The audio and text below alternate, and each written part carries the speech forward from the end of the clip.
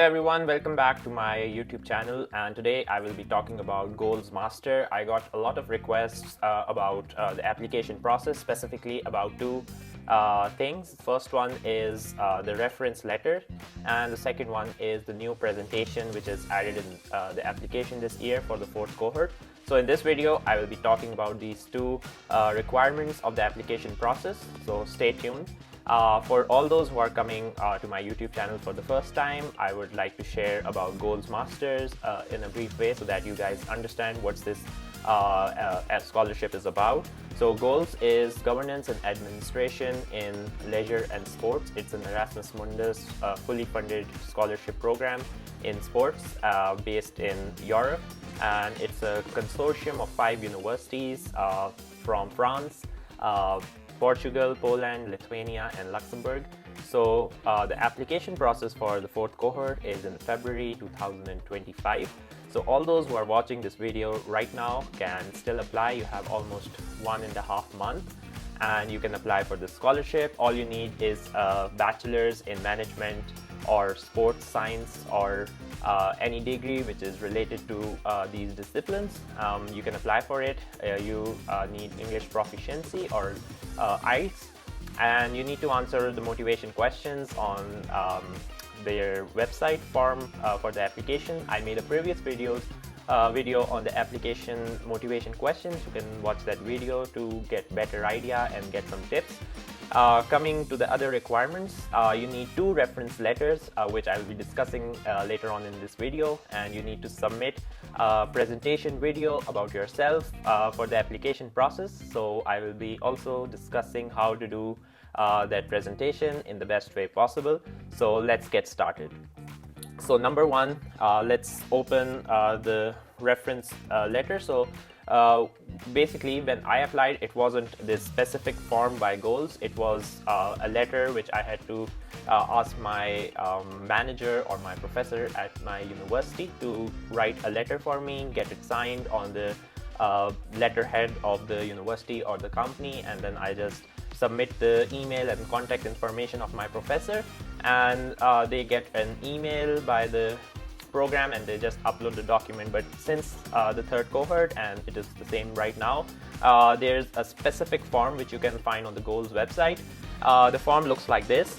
So basically your professor at your university where you did your bachelor's and your manager where you worked previously, or someone from your work company have to fill this form and give a recommendation for you. So that referee will basically write his name, his position, your name, and you have to submit this before 16th of February 2025. And if you are watching for the 5th cohort, it will be in February 2026.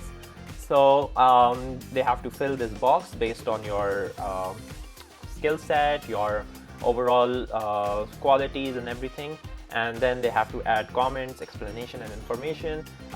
Make sure it's done with a lot of some homework. Make sure it's not done very casually by your supervisor because it can affect your application.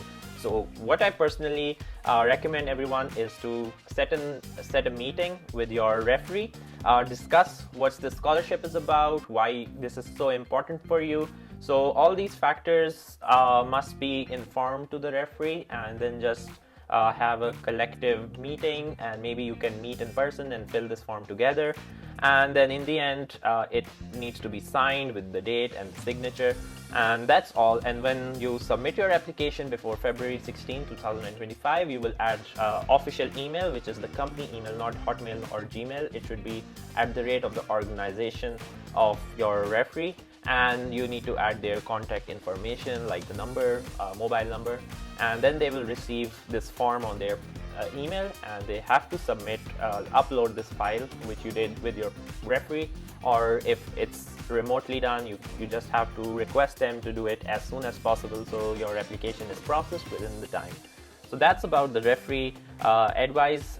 It's very straightforward. You don't have to write any paragraphs or anything. It just needs to be filled, and make sure you choose someone who can actually add value to your application. So if you have worked in sports and some other company, make sure you choose the sports experience over the other one, because anyone who is in sports, he gives reference for you, it adds a lot of value. Similarly, if you choose a professor, choose someone who's related to management, finance, or something which can link with the program's curriculum.